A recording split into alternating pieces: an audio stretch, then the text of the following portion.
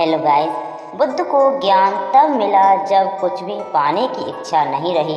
ओशो कहते हैं, बुद्ध ने 6 वर्ष तक बड़ी खोज की, शायद ही किसी मनुष्य ने इतनी खोज की हो।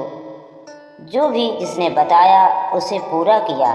कोई भी गुरु बुद्ध को यह ना कह सका कि तू पहुंच नहीं रहा क्योंकि तेरी चेष्टा कम है। यह तो कहना ही संभव ना था। चेष्टा तो इतनी समग्र थी कि उस संबंध में कोई भी शिकायत ना की जा सकती थी।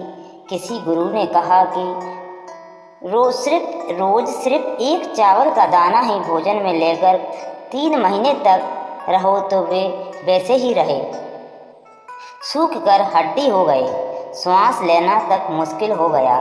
जो जिसने बताया उन्होंने पूरा किया। सब कर डाला फिर भी ज्ञान प्राप्त नहीं हुआ। सब कर डाला लेकिन कर्ता का भाव तो बना ही रहा।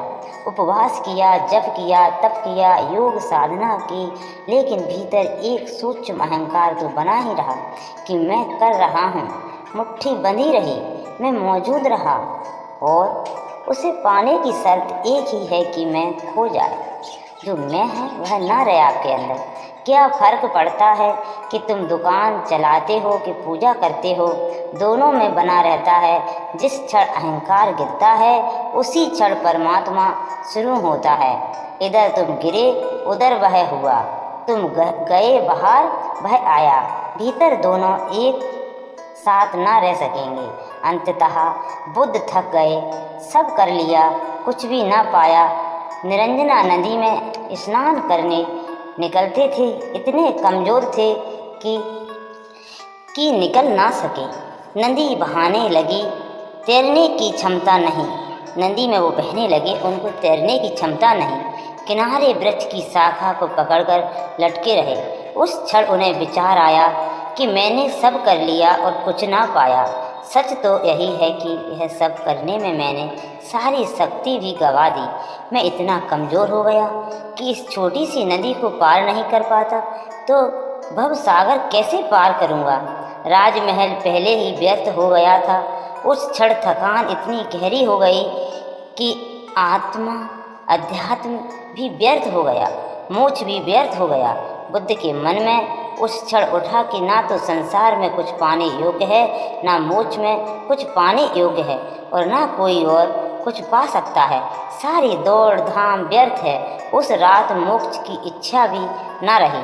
किसी तरह बाहर निकले, वृक्ष के नीचे बैठ गए और उस क्षण उन्होंने सारी चेष्टा छोड़ दी। अब कुछ पाने की ही इच्छा ना रही। विषाद परिपूर्ण हो गया, फ्रस्ट्रेशन टोटल। अब रत्ती भर आशा ना रही, कुछ भी पाने की रत्ती भर भी आशा ना रही। जब तक आशा है तब तक अहंकार बना रहेगा। उस रात वृक्ष के नीचे वे सो गए। यह पहली रात थी जन्मों जन्मों के बाद जब पाने को कुछ भी ना था उनके पास। उन्हें कुछ नहीं चाहिए, कुछ नहीं पाना था। अगर मृत्यु उसी वक्त आ जाती तो बुद्ध यह ना कहते कि एक क्षण रुक जा, क्योंकि रुकने की कोई ज़रूरत ना थी। उस रात बुद्ध सो गए।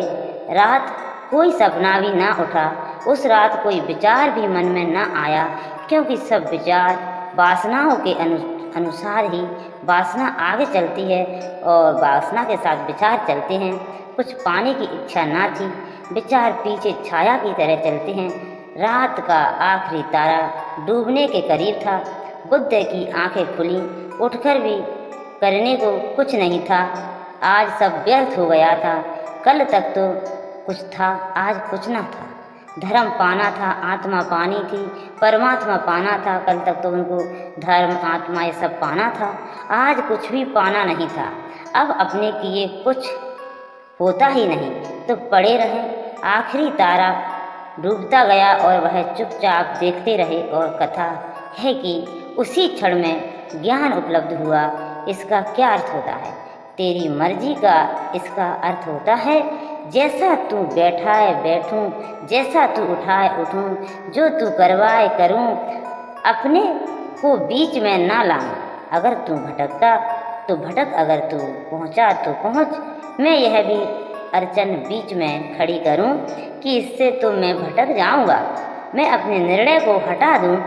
कृष्ण यही अर्जुन को गीता में कहे हैं, सर्व धर्मानगर ब्रज, तुम सब धर्मों को छोड़कर मेरी शरण में आ जा। कुछ भी गलत नहीं, जो तुझे भाई वही सही है, जो तुझे भाई वही सही है। नानक कहते हैं, जो तुझे भाई वही सही है। इसलिए मैं अपने को तेरी मर्जी पर छोड़ देता हूँ। मैं खुद तो चुनाव कर नहीं सकता। मैं अज्ञानी, अंधकार में खड़ा अंधा, मेरे पास कोई सूत्र नहीं है जिसके आधार पर मैं खोज कर लूँ, कोई कसौटी नहीं जिस पर जांच कर लूँ। तब मैं क्या करूँ? मैं समर्पण कर देता हूँ। अब तेरी मर्जी। तुम्हारे और मर्ममतम भटका तो मैं समझूंगा यही मार्ग है। तू अंधेरे में ले जा तो समझूंगा यही रोशनी है। यह कठिन तप है, क्योंकि तुम बीच बीच में आते ही रहोगे। तुम्हारा मन कहेगा कि यह क्या हो रहा है, कहीं परमात्मा से कोई भूल तो नहीं हो रही है, कहीं उस पर छोड़कर मैं भूल तो नहीं कर रहा हूँ। तो जब तुम्हारे मन को भाए तब तो तुम परमात्मा के साथ रहोगे, लेकिन जब तुम्हारे मन को ना भाए तभी अड़चन आएगी, और तभी कसौटी है, तभी साधना है। पेशों के केंद्र पटना एक नाकार सतनाम पुस्तक से क्या हुआ? उस क्षण में घटना यह घटी जिसकी नानक बात कर रहे हैं। थकान आ गई, अहंकार बिल्कुल ही बिखर गया। मेरे किए कुछ भी ना होगा, सब प्रयास छूट गए। और जैसे ही प्रयास छूटता है, प्रसाद उपलब्ध होता है। जैसे ही तुम्हारी आशा खत्म हो जाती है, आपाधापी बंद होती है, जैसे ही तुम्हारा अहंकार गिर जाता है, मुट्ठी खुल जाती है। यही हिंदी स्टोरी सुनने के लिए धन्यवाद।